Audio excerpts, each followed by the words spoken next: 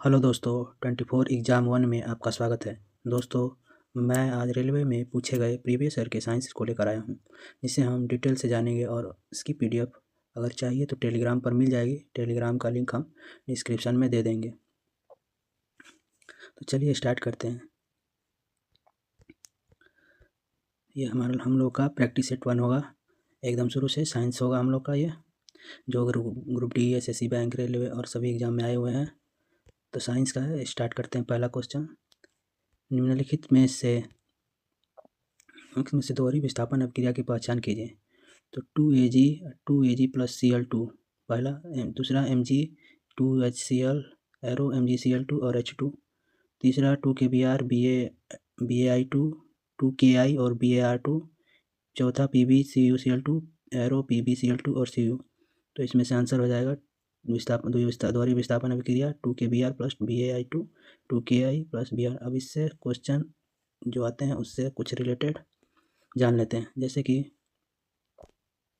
विस्थापन अपक्रिया में 2 बार आयनों का विस्थापन होता है।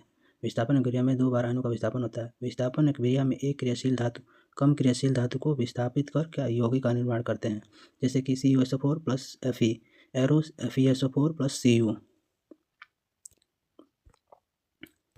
अब धातु अम्ल से अभिक्रिया कर लवण और हाइड्रोजन गैस प्रदान करते हैं। जैसे Mg2HCl MgCl2 प्लस H2 यानी हाइड्रोजन गैस प्रदान करते हैं। अम्ल एवं क्षारक आपस में अभिक्रिया कर लवण और जल का निर्माण करते हैं। जैसे HCl plus NaOH arrow NaCl plus H2O। अगला क्वेश्चन, दूसरा क्वेश्चन है हम लोग का, निम्न में से किस तत्व में सर्वाधिक प्रभावी नाभिकीय आवेश होता है। तो कार्बन, फ्लोरीन, लिथियम या बेरियम। तो इसका आंसर हो जाएगा दूसरा, यानी कि फ्लोरीन। इससे रिलेटेड कुछ क्वेश्चन जानते हैं। जैसे है, आवर्त में बाएं से दाएं जाने पर नाभिक में प्रोटॉनों की संख्या में वृद्धि होती है, जिससे आवेश का मान बढ़ जाता है। यानी कि आवर्त में बाएं से दाएं जाने पर नाभिक में प्रोटॉनों की संख्या क्या वृद्धि होती है, यहाँ पर वृद्धि होती है, जिससे आवेश का मान बढ़ जाता है। आवर्त सेकेंड के तत्वों में नाभिक की आवेश में वृद्धि, जैसे lithium, barium, boron, carbon, nitrogen, oxygen, fluorine, neon, ये सब क्या नाभिक की आवेश में क्या वृद्धि होती है। जैसे ये देख लीजिए, नाभिक की आवेश में वृद्धि, जैसे lithium, barium, barium, carbon, nitrogen, oxygen, fluorine और नियॉन, तो क्या नाभिक की आवेश में क्या वृद्धि होती है। किसी तत्व के परमाणु के नाभिक में उपस्थित कुल प्रोटॉनों की संख्या को परमाणु संख्या कहते हैं। प्रोटॉन पर धन आवेशित कण है। प्रोटॉन के नाभिक में उपस्थित कुल न्यूट्रॉन एवं प्रोटॉन की संख्या को परमाणु द्रव्यमान कहते हैं। न्यूट्रॉन प्लस प्रोटॉन मिलकर परमाणु द्रव्यमान कहते हैं। ठीक, अगला क्वेश्चन है, किसी वस्तु को अवतल दर्पण के सामने इसकी फोकस दूरी के बराबर दूरी पर रखा गया है, प्रतिबिंब बनेगा। किसी वस्तु को अवतल दर्पण के सामने किसी फोकस दूरी के बराबर दूरी पर रखा गया तो प्रतिबिंब बनेगा। पहला ऑप्शन है P और F के बीच स्थित किसी बिंदु पर। दूसरा ऑप्शन है वक्रता केंद्र C पर। तीसरा ऑप्शन है F और C के बीच किसी बिंदु पर। और चौथा हो जाएगा अनंत पर। तो हम लोग का आंसर क्या हो जाएगा, तो अनंत पर बनेगा। जैसे अब इसे जानते हैं, अवतल दर्पण आभासी और वास्तविक दोनों प्रतिबिंब का निर्माण करता है। अवतल दर्पण जो है आभासी और वास्तविक दोनों प्रकार के प्रतिबिंब का निर्माण करता है। अवतल दर्पण में जब वस्तु को ध्रुव और फोकस के बीच रखा जाता है तो प्रतिबिंब सीधा आभासी दर्पण के पीछे आवर्धित बनता है। अवतल दर्पण का परावर्तक सतह क्या धंसा होता है और अवतल दर्पण की फोकस दूरी ऋणात्मक होती है। चौथा क्वेश्चन है हम लोग का, आहार नाल में भोजन की गति शरीर की चिकनी पेशियों द्वारा होती है। निम्नलिखित में से किस विकल्प में शामिल सभी अंगों में चिकनी पेशियां होती हैं। मुंह में चिकनी पेशियां होती हैं। पहला ऑप्शन है आँख की आइरिस, फेफड़ों, श्वसनियों एवं मूत्र वाहिनियों। दूसरा है हृदय, आँख की आइरिस, अस्थियों। तीसरा ऑप्शन है अस्थियों, मूत्रवाहिनियों, फेफड़ों की श्वसनियों। चौथा ऑप्शन है रक्त वाहिकाओं, मूत्रवाहिनियों और अस्थियों।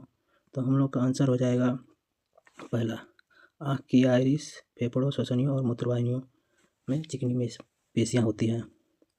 अब जानते हैं इससे कुछ रिलेटेड। जैसे चिकनी मांसपेशियाँ निम्न स्थानों पाए जाते हैं, जैसे कि रक्त वाहिकाओं की दीवारें, पेट की दीवारों, आंतें, महाधमनी, मूत्राशय, गर्भाशय, पुरुष एवं महिला प्रजनन पथ और श्वसन में क्या हम लोग चिकनी मांसपेशियाँ पाई जाती है।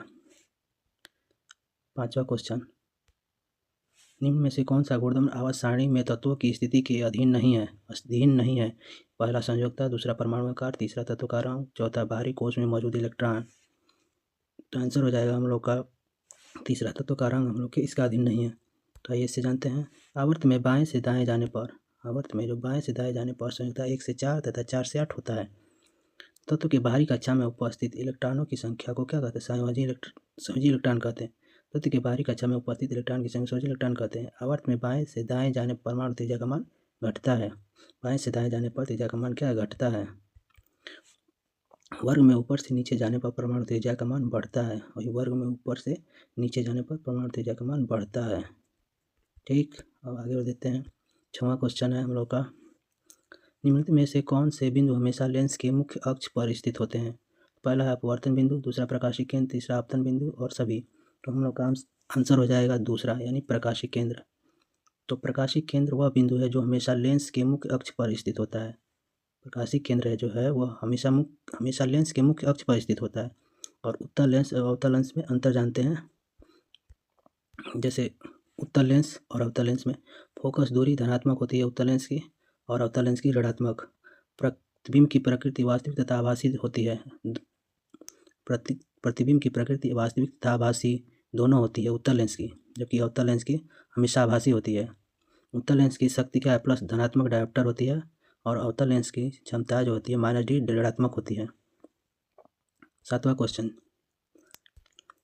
धारावाही चालक के चारों ओर चुंबकीय क्षेत्र कैसा होता है? तो यानी कि पहला दूरी में वृद्धि के साथ बढ़ता है, दूसरा है दूरी में वृद्धि के साथ घटता है, तीसरा है दूरी में किसी भी परिवर्तन से प्रभावित रहता है, चौथा है दूरी में वृद्धि के साथ स्थिर रहता है। तो आंसर हो जाएगा हम लोग का दूसरा, यानी दूरी के वृद्धि के साथ घटता है। दूरी में वृद्धि के साथ क्या घटता है? तो इससे रिलेटेड कुछ जान जाते हैं फैक्ट्स। जैसे धारावाही चालक के चारों ओर चुंबकीय क्षेत्र दूरी के वर्ग के व्युत्क्रमानुपाती है। चुंबकीय क्षेत्र क्या है? जो दूरी के वर्ग के व्युत्क्रमानुपाती होता है। यह चालक की लंबाई के समानुपाती है। चालक की लंबाई के समानुपाती होती है। चालक की लंबाई के समानुपाती होती है। 1 टेस्ला बराबर 1 वेबर प्रति मीटर स्क्वायर होता है। 1 टेस्ला इक्वल टू क्या? 1 वेबर प्रति मीटर स्क्वायर। चुंबकीय क्षेत्र क्या है? सदिश राशि है। चुंबकीय क्षेत्र सदिश राशि है। 8वां क्वेश्चन देखते हैं हम लोग का, अजैव निम्नकर्णी पदार्थ पारिस्थितिकी तंत्र के विभिन्न घटकों की सहायता करते हैं। अजैव निम्नकर्णी पदार्थ पारिस्थितिकी तंत्र के विभिन्न घटकों की सहायता करते हैं। दूसरा है, जैव निम्नकर्णी पदार्थ पर्यावरण में लंबे समय तक बने रहते हैं। तीसरा है, एंजाइम, जीवाणु या अन्य मृत जीवी होगा यहाँ पर, जीवी जैव निम्नकर्णी पदार्थों पर क्रिया करते हैं और उन्हें अपघटित करते हैं। चौथा ऑप्शन हो जाएगा, अजैव निम्नकर्णी पदार्थ ऊष्मा और दाब जैसी भौतिकी प्रक्रियाओं द्वारा अपघटित नहीं हो सकते। तो इसका आंसर हो जाएगा दूसरा, यानी कि जैव निम्नकर्णी पदार्थ पर्यावरण में लंबे समय तक बने रहते हैं। क्या है? गलत है। दूसरा कथन सही नहीं है, यानी ये कथन सही नहीं है। दूसरा ऑप्शन हम लोग का कथन सही नहीं है। जैसे इससे कुछ फैक्ट है, जैसे गैर निम्नकर्णीय नॉन बायोडिग्रेडेबल पदार्थ हुए हैं जिन्हें पर्यावरण के घटक तोड़ नहीं सकते। यानी नॉन बायोडिग्रेडेबल वे पदार्थ होते हैं जिन्हें पर्यावरण के घटक क्या तोड़ नहीं सकते हैं।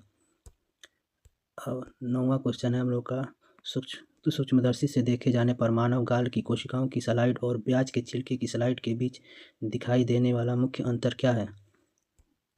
तो हम लोग पहला है, प्याज के छिलके की कोशिकाओं में कोशिका भित्ति उपस्थित, गाल की कोशिकाओं में लवक की उपस्थिति, प्याज के छिलके की कोशिकाओं में माइटोकॉन्ड्रिया की उपस्थिति, मानव गाल की कोशिकाओं में कोशिका भित्ति की उपस्थिति।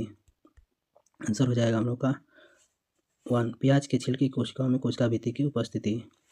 तो जैसे अब इसके जानते हैं, प्याज की कोशिका भित्ति सेलुलोज की बनी होती है, गाल की कोशिकाएं फास्फोलिपिड की बनी होती है।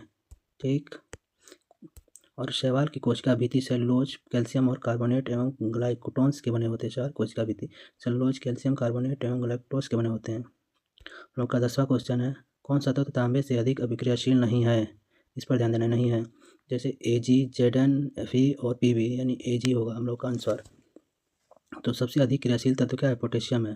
धातु की अभिक्रियाशीलता श्रेणी में के सबसे फर्स्ट पर रहेगा और आयरन गोल्ड क्या सबसे नीचे है।